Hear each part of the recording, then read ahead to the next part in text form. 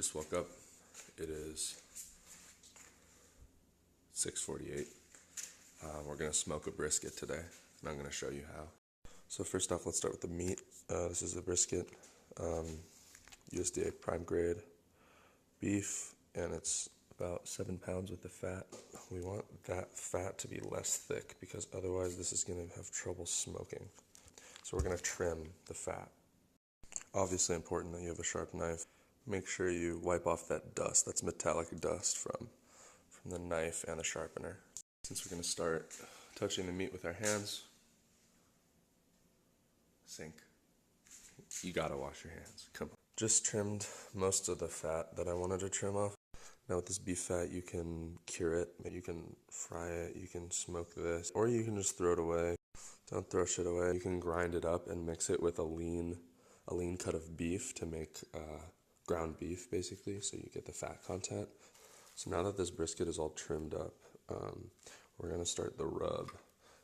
Some paprika, black pepper, garlic powder, kosher salt. That's pretty simple. Some people use brown sugar, some people use mustard. Don't make the mistake of trimming the fat on one of these trays because your angle is limited. Okay, this is the decal, and you can see that richness, how there's so much marbling in the fat. That's called the second cut, that's the decal. This piece right here is called the flat. You can see the leanness and how there's not much marbling here. There's just this fat cap on it. I personally prefer the decal because it's got more fat, so fat equals flavor, more fat equals more flavor. Some simple algebra here, brisket algebra. Cooking isn't perfection, you're experimenting constantly, so I'm just gonna see how this turns out. I'm taking a little bit of guidance from a forum that I was reading, but kind of rub it in to the brisket meat itself. When you're trying to get the sides of the brisket, you can just keep your hand right here, pour the rub right there, and just kind of do that to get the sides of the brisket. Time for some social commentary on the brisket. Men talking about brisket, saying, well, now we've done rubbed her up. She's all rubbed up. Amelia wouldn't say I rubbed him up real good, but maybe that's just because men love their brisket just as much as they love their women, something like that. Yeah. Anyways, we're rubbing the brisket, and we've rubbed it pretty well now. This is gonna create a bark. So that's the aftermath, and we're gonna go start the grill. You know, it's just another day in the Imidali household when you find phone batteries in the smoker. Yeah, that's strange. Dad, Hossein Imidali. That's the burn pile. Some paper to start the charcoal. In our saga of electrical components found by Ben, so this is a capacitor from our air conditioning unit. You don't want little pieces because those burn up too fast. You want the bigger pieces when you're starting, so I'm just going to filter these out. My dad was just shocked that I found batteries in the grill.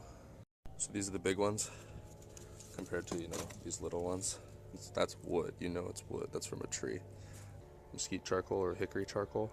It's just ceramic, and so it retains the heat really well. It'll lose heat less, and I'll have more control over the heat, while this Weber is metal. It'll lose a lot of heat, and it's a little bit harder to control. So now there's the chimney, it's going. This really directs the heat upwards. Blowing on fire makes it bigger, of course.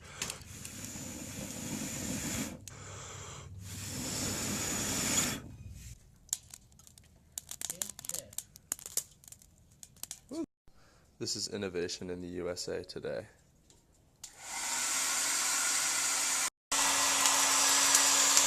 Getting hot. Okay, so now we have lit charcoal right here. The burn is going to travel along this kind of ring, and that'll make sure that we have a consistent temperature for a long time. So this is the apple tree. It's now cut down. We can smoke stuff with apple wood. You always see apple wood smoked bacon. We're going to do a mixture of hickory and apple wood. Let's get to cracking. Now we're out to the smoker. Ceramic plate right there, so it's going to block the heat, actually, the direct heat, and the indirect heat is going to come out from the sides and kind of roll over the brisket. The brisket is on the smoker. The smoke is smoking, the charcoal is charcoaling, and we're going to close it and start regulating the temperature. And the ones that are in there, look at the pattern. Inside there's some turbulence going on. It's only coming out Look these at the three. temperature rising already. It's 100. It's getting up there, yeah. We're trying to get to 250. Now I'm going to try to smoke some beef fat sheets, and then there's some strips, thick strips, so we'll check that out. So we can regulate the airflow down here, and then up here also. Learning a lesson in patience from my father, Hossein Imedali. Patience is extremely important. You heard it here, folks. We're just waiting for the brisket to smoke, huh?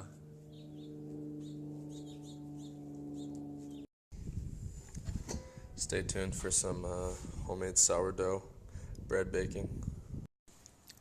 Oh, what's up? We got some jalapenos going on the grill, tomatoes, onion. All the way back. All right, so we got the grill going. It's still at a steady 250. We got the boys going. The boys. And the girls. And the girls, the dogs, hanging out, waiting for the brisket to arrive. My dad made this batch, but we're about to make the next one. Yeah. This is the dopest thing I've ever tasted. It's good. Are you serious? It's so simple. good. Yeah. What in this? Peppers, You're just hungry, eh? tomatoes, roasted. I've been eating that since I was born. Since instead of breast milk, his mom would blend that up and give it to him.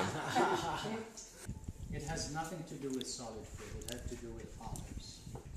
You started then on olives at a very young age, is what you're Thank trying you, to say. sir. So we're gonna go out and measure the temperature of the internal temperature of the brisket. This is a Javelin, Lava Tools Javelin. It's a really good brand. It's just a very good, durable product. Really highly rated. A lot of them are miserable, by the way. I'm sure. It's only at 145 degrees. We need to get that internal temperature up to 203 for the best collagen breakdown. So wait.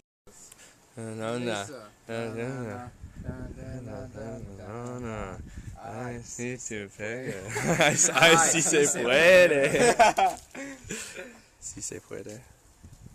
Yeah, put those in there. So they don't like burn. Are you looking for fame? Everybody's trying to be this cool person on the internet. Who tells you you're funny? Well, it's just a different sense of humor. What are we making? What are we making? I don't know. All right. Sean, explain it. This is a Ifülfül de tomates. What was that? Oh, you know? Ifülfül de tomates. Tomato. Ben, what is this final product that we have? Roasted jalapenos, tomatoes, bell peppers, onion, a lot of olive oil, a little bit of salt, and still crispy bread. We're gonna let this sit. Perfect. Yeah, we're gonna let it soak up. What do we think? Delicious. Best thing I've eaten in a long time. Wow. Honor. It's the perfect amount of spiciness to it. Yeah. Ooh, whoa, look at that. That's at 203, guys. The brisket's ready. The brisket's ready. We're in the lab. We're in the lab testing new combos.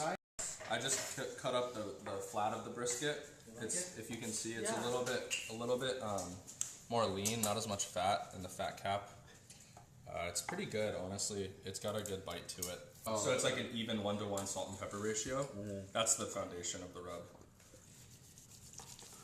They don't have this in England. No. They have corned beef. This becomes corned beef. So, huge shout out to Mike Wang. This is low-key, special, hush-hush boom sauce. This is a Sichuan chili oil that Mike makes in-house, and he's gonna go big with it. Boom. How's the boom sauce?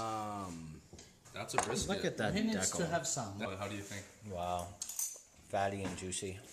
Come on. No leftovers. You heard it here, folks. No leftovers. Boom. No leftovers. You heard it here, folks. No leftovers.